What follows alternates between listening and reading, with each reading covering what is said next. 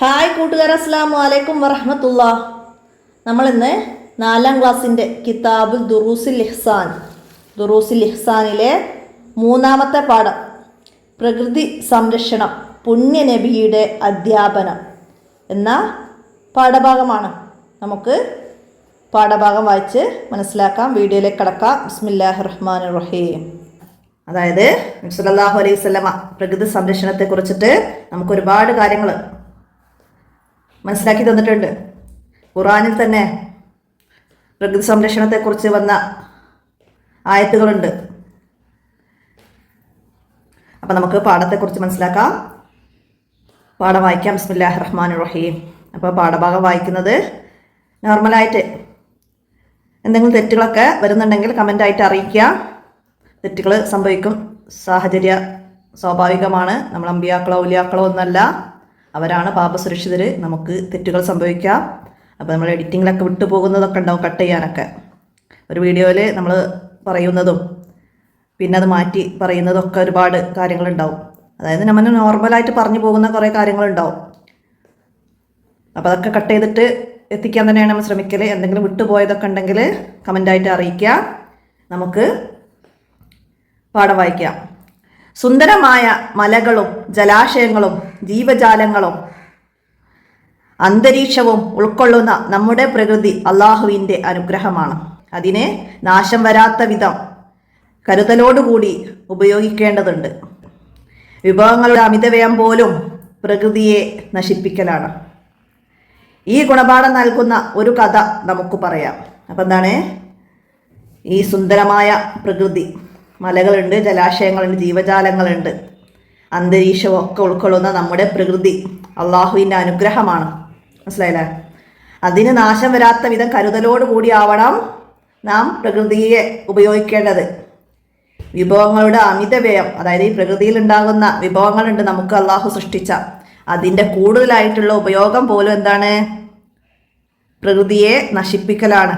അതായത് പ്രകൃതിയിലുള്ള, ഞാൻ ഉദാഹരണം പറഞ്ഞുതരാം. പ്രകൃതിയിലുള്ളതാണ് എന്ത്? വെള്ളം. ആ വെള്ളം നമ്മൾ ദുരുപയോഗം ചെയ്യാൻ പാടില്ല. അത് നമ്മൾ പ്രകൃതിയെ നശിപ്പിക്കലാണ്. മനസ്സിലാക്കുക. നമുക്ക് വെള്ളം ഇല്ലാത്ത അവസ്ഥയിലേക്ക് നാം എത്തിക്കും. അതാണ് ഈ വെള്ളത്തിൻ്റെ ദുരുപയോഗം മൂലം നമുക്ക് വരുന്നത്. അപ്പോൾ അതൊക്കെയാണ് മനസ്സിലാക്കേണ്ടത്. ഈ ഗുണപാഠം നൽകുന്ന ഒരു കഥ നമുക്ക് പറയാമെന്ന് പറഞ്ഞു. നമുക്ക് ആ കഥ നോക്കാം. എന്താണ്? ഒരിക്കൽ സഅദ് റളിയല്ലാഹു അൻഹു വുളൂ ചെയ്തു കൊണ്ടിരിക്കെ പുണ്യ നബി സല്ലല്ലാഹു അലൈഹി വസല്ലമ അതുവഴി കടന്നു വന്നു. ആവശ്യത്തിൽ കൂടുതൽ വെള്ളം ഉപയോഗിച്ചാണ് സഅദ് റളിയല്ലാഹു അൻഹു വുളൂ ചെയ്യുന്നത്. ഞാനിപ്പോൾ നോർമലായിട്ട് ഇപ്പോൾ വായിക്കുന്നുള്ളൂ. വെള്ളത്തെക്കുറിച്ചാണ് പറയുന്നത് എന്നുള്ളത് ഇവിടെ എത്തിയപ്പോഴാണ് എനിക്ക് മനസ്സിലായത്. അപ്പോൾ അതാണ് നമ്മൾ മനസ്സിലാക്കേണ്ടത്. ഞാൻ വായിച്ചിട്ടില്ല പാഠം. ഇപ്പോൾ നിങ്ങൾക്ക് വീഡിയോ എടുക്കുമ്പോഴാണ് ഞാൻ ബാക്കി വായിക്കുന്നത് തന്നെ. അപ്പോൾ മനസ്സിലാക്കാം. അപ്പോൾ എന്താണ്? സഅദ് റളിയല്ലാഹു അൻഹു ആവശ്യത്തിൽ കൂടുതൽ വെള്ളം ഉപയോഗിച്ച് വുളൂ ചെയ്യുന്നത് നബി സല്ലല്ലാഹു അലൈഹി വസല്ലമ കണ്ടു. അത് നബി സല്ലല്ലാഹു അലൈഹി വസല്ലമ തങ്ങളുടെ ശ്രദ്ധയിൽപ്പെട്ടു. ഉടനെ, എന്താണ് സഅദേ ഈ ദുർവ്യയം? മനസ്സിലാക്കുക. നബി സല്ലല്ലാഹു അലൈഹി വസല്ലമ ചോദിച്ചതാണ് സഅദ് റളിയല്ലാഹു അൻഹുവിനോട്, എന്താണ് സഅദേ ഈ ദുർവ്യയം? ആരോട് ചോദിച്ചു എന്നൊക്കെ ചോദ്യമായിട്ട് വരാം. ഏത് സന്ദർഭത്തിലാണ് നബി സല്ലല്ലാഹു അലൈഹി വസല്ലമ ചോദിച്ചത്? സഅദ് റളിയല്ലാഹു അൻഹു ആവശ്യത്തിൽ കൂടുതൽ വെള്ളം ഉപയോഗിച്ച് വുളൂ ചെയ്യുമ്പോൾ നബി സല്ലല്ലാഹു അലൈഹി വസല്ലമ ചോദിച്ചതാണ്, എന്താണ് സഅദേ ഈ ദുർവ്യയം എന്ന് പുണ്യ നബി സല്ലല്ലാഹു അലൈഹി വസല്ലമ തങ്ങൾ ചോദിച്ചു. വുളൂയിലും ദുർവ്യയമുണ്ടോ എന്ന് അത്ഭുതത്തോടെ ചോദിച്ച സഅദ് റളിയല്ലാഹു അൻഹുവിന് നബി സല്ലല്ലാഹു അലൈഹി വസല്ലമ നൽകിയ മറുപടി, വുളൂ ചെയ്യുന്നതിലും കൂടുതൽ വെള്ളം ഉപയോഗിച്ച് വുളൂ ചെയ്യുന്നതും ദുർവ്യയമാണോ എന്നാണ് ഇവിടെ സഅദ് റളിയല്ലാഹു അൻഹു നബി സല്ലല്ലാഹു അലൈഹി വസല്ലമയോട് ചോദിച്ചത്. അപ്പോൾ നബി സല്ലല്ലാഹു അലൈഹി വസല്ലം എന്താ മറുപടി നൽകിയത്? അതെ, നീ ഒഴുകുന്ന നദിയിലാണെങ്കിൽ പോലും എന്നായിരുന്നു. അതെ, നീ ഒഴുകുന്ന നദിയിലാണെങ്കിൽ പോലും എന്നായിരുന്നു നബി സല്ലല്ലാഹു അലൈഹി വസല്ലം നൽകിയ മറുപടി. ആവശ്യത്തിൽ കൂടുതൽ വെള്ളം ഉപയോഗിക്കരുത് എന്ന് പുണ്യ നബി സല്ലല്ലാഹു അലൈഹി വസല്ലം തങ്ങൾ പഠിപ്പിച്ചു കൊടുത്തു. അതായത് നദിയിലെ വെള്ളത്തിന് എന്താണ്? കണക്കുണ്ടാവില്ല, ഒരളവില്ല, അത്രയും വെള്ളമുണ്ട്. എന്നാൽ പോലും ആ നദിയിൽ നിന്ന് വുളൂ എടുക്കുകയാണെങ്കിൽ പോലും ആവശ്യത്തിന് മാത്രമേ വെള്ളം ഉപയോഗിക്കാവൂ, അമിതവ്യയം പാടില്ല എന്നാണ് ഇവിടെ സഅദ് റളിയല്ലാഹു അൻഹുവിന് നബി സല്ലല്ലാഹു അലൈഹി വസല്ലമ നൽകുന്ന മറുപടിയിൽ നിന്ന് നമ്മൾ മനസ്സിലാക്കേണ്ടത്. വെള്ളം ഉണ്ടല്ലോ, നദിയിൽ ഒരുപാട് വെള്ളമുണ്ട്. അപ്പോൾ തോനെ വെള്ളം കോരിയെടുത്ത് ഒന്നും എടുക്കുക എന്ന ഉദ്ദേശത്തോടെ ഒന്നും അവിടെ വെള്ളം ദുരുപയോഗം ചെയ്യരുത് എന്ന് നമുക്കവിടെ മനസ്സിലാക്കാം. ഒഴുകുന്ന നദിയിലാണെങ്കിൽ പോലും ദുർവ്യയം പാടില്ല, ആവശ്യത്തിൽ കൂടുതൽ വെള്ളം ഉപയോഗിക്കരുത് എന്നാണ് നബി സല്ലല്ലാഹു അലൈഹി വസല്ലമ സഅദ് റളിയല്ലാഹു അൻഹുവിനെ പഠിപ്പിച്ചു കൊടുത്തത്. അപ്പോൾ ഇവിടെ പ്രകൃതിയെ സംരക്ഷിക്കുന്നതിനെ കുറിച്ചാണ് നമ്മൾ മനസ്സിലാക്കിയത്. അപ്പോൾ പ്രകൃതിയെ എങ്ങനെ സംരക്ഷിക്കാം? അപ്പോൾ ഇവിടെ വെള്ളത്തിൻ്റെ ഉപയോഗത്തെക്കുറിച്ചാണ് പറഞ്ഞത്. ബാക്കി അതൊക്കെ കാര്യങ്ങൾ ചെയ്താണ് നമുക്ക് പ്രകൃതിയെ സംരക്ഷിക്കാൻ കഴിയുന്നത് എന്നാണ് ഇവിടെ മനസ്സിലാക്കേണ്ടത്. എന്താണ്? സഹജീവികളെ സംരക്ഷിക്കുക. അതായത് നമ്മളെ പോലെ തന്നെ, മനുഷ്യരെ പോലെ തന്നെ അല്ലാഹു തആല സൃഷ്ടിച്ച ഒരു വിഭാഗമാണ് ജീവികൾ, സഹജീവികൾ, മൃഗങ്ങൾ, കിളികൾ ഒക്കെ അതിൽപ്പെടും. അപ്പോൾ അവരെ സംരക്ഷിക്കുക. മനസ്സിലായില്ലേ? പിന്നെ മരങ്ങൾ വെച്ച് പിടിപ്പിക്കുക, മരങ്ങൾ വെച്ച് പിടിപ്പിക്കുക. പിന്നെ ജലം മലിനമാക്കാതിരിക്കുക. വേസ്റ്റൊക്കെ ഇട്ട് കുളത്തിലെയും പുഴയിലെയും ഒക്കെ വെള്ളം മലിനമാക്കാതിരിക്കുക. ഇതൊക്കെ പ്രകൃതി സംരക്ഷണമാണ്. മരങ്ങൾ വെച്ച് പിടിപ്പിച്ചാൽ മണ്ണൊലിപ്പ് തടയും, മഴ കൂടുതലായിട്ടുണ്ടാവും. അതൊക്കെ പ്രകൃതിയുടെ സംരക്ഷണമാണ്.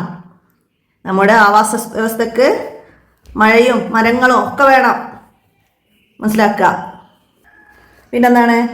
അന്തരീക്ഷം മലിനമാക്കാതിരിക്കുക. അന്തരീക്ഷം, നമ്മുടെ ഈ പ്രകൃതി വായു ഒക്കെ നിറഞ്ഞതാണ്.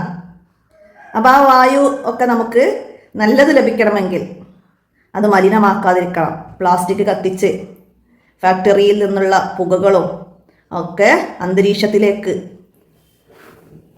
ഉയരുന്നു. അപ്പോൾ നമ്മുടെ അന്തരീക്ഷം അത് കാരണം മലിനമാകും. പ്ലാസ്റ്റിക് മാലിന്യങ്ങൾ കത്തിക്കുക, അപ്പോൾ അതൊക്കെ അന്തരീക്ഷം മലിനമാക്കാതിരിക്കുക. അതൊന്നും ചെയ്ത് അന്തരീക്ഷത്തെ മലിനമാക്കാതിരിക്കുക. അതാണ് അന്തരീക്ഷം മലിനമാക്കാതിരിക്കുക, മനസ്സിലാക്കുക. പിന്നെന്താണ്? പ്രകൃതി വിഭവങ്ങളിൽ ദുർവ്യയം ഒഴിവാക്കുക. അതാണ് നമ്മൾ പറഞ്ഞ് നേരത്തെ വെള്ളത്തിൻ്റെ പറഞ്ഞ്. അതുപോലെ തന്നെയാണ് മരങ്ങളും, കായ്കനികൾ തരുന്ന മരങ്ങൾ, അതൊക്കെ മുറിച്ച് മാറ്റാതിരിക്കുക. അതൊക്കെ പ്രകൃതി വിഭവങ്ങളുടെ ഉത്ഭവം. പ്രകൃതി വിഭവങ്ങൾ നമുക്ക് നൽകുന്ന ഫലവൃക്ഷങ്ങളൊക്കെ കുറയും, മരങ്ങളൊക്കെ മുറിച്ച് മാറ്റുന്നതിലൂടെ. പ്രകൃതി വിഭവങ്ങളിലെ ദുർവ്യയം ഒഴിവാക്കുക, മനസ്സിലാക്കുക. പിന്നെന്താണ്? മലകൾ ഇടിച്ചു നിരത്താതിരിക്കുക. മലകളൊക്കെ ഇടിച്ചു നിരത്തി പ്രകൃതിയെ നശിപ്പിക്കരുത്. അതൊക്കെ നമ്മുടെ ഭൂമിക്ക് കേടാണ്. അതാണ് ഇവിടുത്തെ മനസ്സിലാക്കേണ്ടത്. അടുത്തത് വയലുകൾ മണ്ണിട്ട് നികത്താതിരിക്കുക. വയലുകൾ നമ്മുടെ കൃഷിയിടങ്ങളാണ് ഈ വയലുകൾ എന്ന് പറയുന്നത്. അപ്പോൾ മണ്ണിട്ട് നികത്തി, കൃഷിസ്ഥലങ്ങളൊക്കെ നമ്മൾ മണ്ണിട്ട് നികത്തി ആണ്, വെള്ളമൊക്കെ പോയി നിൽക്കുന്ന സ്ഥലങ്ങളാണ്. അപ്പോൾ നമുക്ക് വെള്ളപ്പൊക്കം ഇങ്ങനെയുള്ള പ്രകൃതി ദുരന്തങ്ങൾ വരുന്നത് വയലുകളും കുന്നുകളൊക്കെ ഇടിച്ചു നിരത്തുന്നത് കാരണമാണ്. അപ്പോൾ അതൊക്കെ പ്രകൃതിയെ നശിപ്പിക്കലാണ്. അപ്പോൾ വയലുകൾ മണ്ണിട്ട് നികത്താതിരിക്കുക. ജലാശയങ്ങൾ സംരക്ഷിക്കുക. കുളങ്ങളും തോടുകളും കിണറുമെല്ലാം മലിന ജലങ്ങളും അവശിഷ്ടങ്ങളും വേസ്റ്റും ഒക്കെ വലിച്ചെറിഞ്ഞ് ഉപയോഗശൂന്യമാക്കരുത്. അതാണ് ജലാശയങ്ങൾ സംരക്ഷിക്കുക. അതൊക്കെ പ്രകൃതിയെ നശിപ്പിക്കലാണ്. അപ്പോൾ ജലാശയങ്ങളൊക്കെ സംരക്ഷിക്കണം. പുഴകളും തോടുകളും അങ്ങനെ കുളങ്ങളൊക്കെ വിട്ടുക. എന്നിട്ട് അതിലൊക്കെ വെള്ളം ശേഖരിക്കുക. ഭൂമിയിൽ വെള്ളത്തിൻ്റെ ഉറവിടം നിലനിർത്തുക. അതൊക്കെ നമ്മൾ ജലാശയങ്ങൾ സംരക്ഷിക്കണം. അപ്പോൾ ഇത്രയും പോയിന്റുകൾ നന്നായി മനസ്സിലാക്കുക. ഇന്നൊക്കെ ചോദ്യം വരും, എന്ത്? പ്രകൃതിയെ സംരക്ഷിക്കുന്ന ഒരു മാർഗമാണ് എന്ന് പറഞ്ഞിട്ട് നമുക്ക് ഓപ്ഷനിൽ ഈ രീതിയിൽ നിന്നുള്ള ഏതെങ്കിലും കാര്യങ്ങൾ വരും. എന്താണ്? അന്തരീക്ഷം മലിനമാക്കാതിരിക്കുക, വയലുകൾ മണ്ണിട്ട് നികത്താതിരിക്കുക, മലകൾ ഇടിച്ചു നിരത്താതിരിക്കുക. ഇത് പ്രകൃതി സംരക്ഷണത്തിൻ്റെ ഒരു ഘടകമാണ്. അപ്പോൾ ഇതിന് ഏതാ ഓപ്ഷൻ വരാൻ നമുക്ക് പറയാൻ പറ്റൂല. ചോദ്യം വരാം, അല്ലെങ്കിൽ തിരിച്ചും വരാം. ജലാശയങ്ങൾ സംരക്ഷിക്കൽ ഇതെന്താണ്? പ്രകൃതി സംരക്ഷണമാണ്. അപ്പോൾ ആ രീതി, രണ്ട് രീതിയിൽ തിരിച്ചു മനസ്സിലാക്കുക. അടുത്തെന്താണ്? മരണാനന്തരം പ്രതിഫലം ലഭിക്കുന്ന പുണ്യകർമ്മമാണ് മരങ്ങൾ നട്ടുപിടിപ്പിക്കൽ. മരണാനന്തരം പ്രതിഫലം ലഭിക്കുന്ന പുണ്യകർമ്മമാണ് മരങ്ങൾ നട്ടുപിടിപ്പിക്കൽ. ജാരിയായ സദക്ക എന്ന് പറയാം. അതായത് ഒരു മരം നട്ടുപിടിപ്പിച്ച് അതിൽ നിന്ന് കായ്കനികളൊക്കെ ലഭിക്കുന്നുണ്ട്. ഒരു തെങ്ങ്, ഉദാഹരണം ഒരു തെങ്ങ്, ആ തെങ്ങിൽ നിന്ന് തേങ്ങ ലഭിക്കുന്നു. അപ്പം അത് നട്ടുപിടിപ്പിച്ച ആൾ മരണപ്പെട്ടാലും അതിൽ നിന്ന് കായ്കനികൾ ലഭിക്കുന്നു, അത് നമ്മൾ ഉപയോഗിക്കുന്നു. അപ്പം അത് നമ്മൾ ഉപയോഗിക്കുന്നിടത്തോളം കാലം അത് നട്ടുപിടിപ്പിച്ചവർക്ക് പ്രതിഫലം ലഭിക്കുന്ന ഒരു കർമ്മമാണ്, മനസ്സിലാക്കുക. അപ്പം അതുപോലെ തന്നെയാണ് നമ്മളൊരു ചെടി നടുകയോ കൃഷി ഇറക്കുകയോ ചെയ്താൽ അതിൽ നിന്ന് ആരെങ്കിലും ഭക്ഷിക്കുകയോ പക്ഷികളോ മൃഗങ്ങളൊക്കെ ഭക്ഷിക്കുകയും ചെയ്താൽ അത് സ്വതക്കയുടെ പ്രതിഫലം ലഭിക്കും. അപ്പോൾ അതൊക്കെ ഒരു പോയിന്റാണ്, നിങ്ങൾക്ക് ഇവിടെ പഠിക്കാനില്ല, പറഞ്ഞതാണ്, മനസ്സിലാക്കുക. അപ്പോൾ എല്ലാവരും എന്താണ് ചെടികളും വൃക്ഷങ്ങളൊക്കെ നട്ടുപിടിപ്പിക്കുക. ഇനി നമുക്കിതിൻ്റെ തദ്രിഭാഗത്ത് നോക്കാം. അപ്പോൾ ഞാനൊരു കാര്യം ചോദിക്കുകയാണ്, ഈ പാഠത്തിലില്ലാത്ത കാര്യങ്ങളൊക്കെ ഞാൻ ഇതിൻ്റെ കൂടെ നിങ്ങൾക്ക് പറഞ്ഞു തരുന്നുണ്ട്. അത് ഈ പാഠത്തെ ഒന്നുകൂടെ മനസ്സിലാക്കാൻ വേണ്ടിയിട്ടാണ്. അത് തുടരണോ വേണ്ടയോ എന്ന് നിങ്ങളൊന്ന് കമൻറ്റ് ചെയ്യണം. അങ്ങനെ പറയുന്നത് കാരണം നിങ്ങൾക്ക് എന്തെങ്കിലും ബുദ്ധിമുട്ടോ അങ്ങനെ പറയണ്ട എന്നോ അഭിപ്രായമുള്ളവരുണ്ടെങ്കിൽ ഒന്ന് കമൻ്റായിട്ട് അറിയിക്കണേ. അടുത്ത എന്താണ്, തദ്രിഭാഗത്തിൽ ഉത്തരം പറയാം എന്നാണ്. എന്തെല്ലാം ഉൾക്കൊള്ളുന്നതാണ് പ്രകൃതി? നമ്മുടെ പ്രകൃതി എന്തെല്ലാം ഉൾക്കൊള്ളുന്നതാണ്? നമുക്ക് പാടത്ത് വന്ന് തന്നെ എഴുതാം. മലകളും ഇവിടെ തന്നെ സുന്ദരമായ മലകളും ജലാശയങ്ങളും ജീവജാലങ്ങളും അന്തരീക്ഷവും ഉൾക്കൊള്ളുന്നതാണ് നമ്മുടെ പ്രകൃതി. അപ്പോൾ അത് മനസ്സിലാക്കിയിട്ട് 1 എന്ന് എഴുതാം. അടുത്ത രണ്ടാമത്തെ എന്താണ്, സഅദ് റളിയല്ലാഹു അൻഹുവിൽ നബി സല്ലല്ലാഹു അലൈഹി വസല്ലമ കണ്ട അമിത വ്യയം എന്തായിരുന്നു സഅദ് റളിയല്ലാഹു അൻഹു ചെയ്തത്? ആവശ്യത്തിൽ കൂടുതൽ വെള്ളം ഉപയോഗിച്ചാണ് സഅദ് റളിയല്ലാഹു അൻഹു ഉളൂ ചെയ്യുന്നത്. അതായിരുന്നു അമിതവ്യയം, വെള്ളത്തിന്റെ അമിതവ്യയമായിരുന്നു നബി സല്ലല്ലാഹു അലൈഹി വസല്ലമ കണ്ടത്. അപ്പോൾ ആവശ്യത്തിൽ കൂടുതൽ വെള്ളം ഉപയോഗിച്ചാണ് സഅദ് റളിയല്ലാഹു അൻഹു ഉളൂ ചെയ്യുന്നത്, മനസ്സിലാക്കുക. അടുത്ത മൂന്നാമത്തത്, സഅദ് റളിയല്ലാഹു അൻഹുവിന്റെ ഉളൂയിൽ അമിതവ്യയം കണ്ട നബി സല്ലല്ലാഹു അലൈഹി വസല്ലമ എന്ത് പഠിപ്പിച്ചു? എന്താണ് സഅദ് റളിയല്ലാഹു അൻഹുവിനെ പഠിപ്പിച്ചത്? അപ്പോൾ അവിടെ നബി സല്ലല്ലാഹു അലൈഹി വസല്ലമ പറഞ്ഞു, നീ ഒഴുകുന്ന പുഴയിലാണെങ്കിൽ പോലും ആവശ്യത്തിൽ കൂടുതൽ വെള്ളം ഉപയോഗിക്കരുത് എന്നാണ് നബി സല്ലല്ലാഹു അലൈഹി വസല്ലമ തങ്ങൾ അവിടെ പഠിപ്പിച്ചത്. അപ്പോൾ നമുക്കവിടെ ആൻസറായിട്ട് എന്ത് എഴുതാം? ആവശ്യത്തിൽ കൂടുതൽ വെള്ളം ഉപയോഗിക്കരുത് എന്ന് പുണ്യ നബി സല്ലല്ലാഹു അലൈഹി വസല്ലമ തങ്ങൾ പഠിപ്പിച്ചു കൊടുത്തു എന്ന് നമുക്കവിടെ ചോദ്യത്തിന് ആൻസറായിട്ട് എഴുതാം.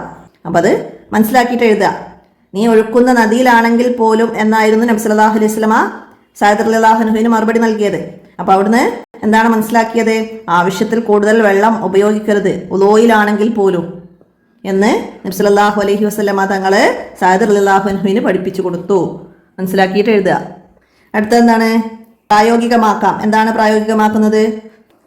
ചൂടുകാലങ്ങളിൽ വീട്ടുവളപ്പിൽ പറവകൾക്ക് തണ്ണീർ കുടം ഒരുക്കാം. അതായത് നമ്മൾ ചൂടുകാലമാകുമ്പോൾ വീടിൻ്റെ വളപ്പിൽ പറവകൾ, അതായത് പക്ഷികൾക്കും മൃഗങ്ങൾ ജീവജാലങ്ങൾക്കും എല്ലാം എന്ത് തണ്ണീർക്കുടം, അതായത് വെള്ളം വെച്ച് കൊടുക്കുക ഒരു പാത്രത്തിൽ, അതിനാണ് തണ്ണീർക്കുടം എന്ന് പറയുന്നത്, അതൊരുക്കാം എന്ന്.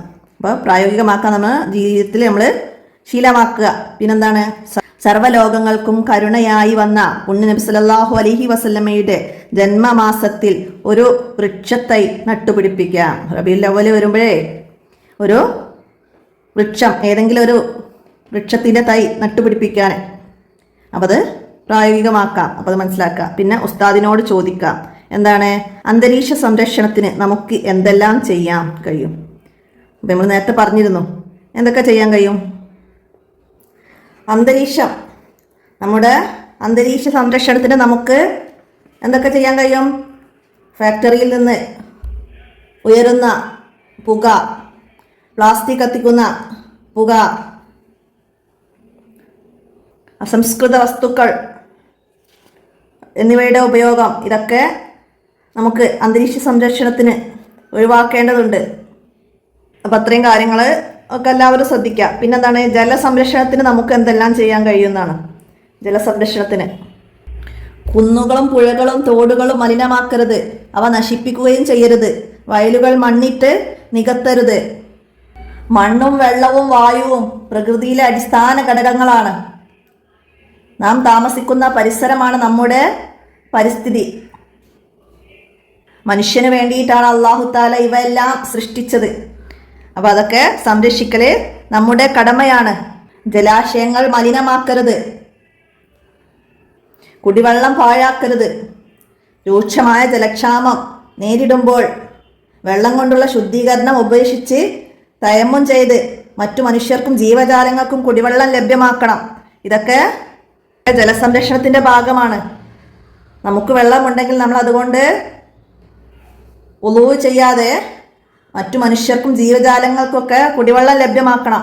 ശുദ്ധീകരണത്തിന് നമ്മൾ തയമ്മും ചെയ്യാം. അപ്പൊ കാര്യങ്ങളൊക്കെ ജലസംരക്ഷണത്തിന്റെ ഭാഗമാണ്, മനസ്സിലാക്കുക. അപ്പൊ ഇത്രയും കാര്യങ്ങളൊക്കെയാണ് നമുക്ക് ഈ പാഠത്തെക്കുറിച്ച് പറയാനുള്ളത്. പ്രകൃതി സംരക്ഷണം പുണ്യനബിയുടെ അധ്യാപനമാണ്.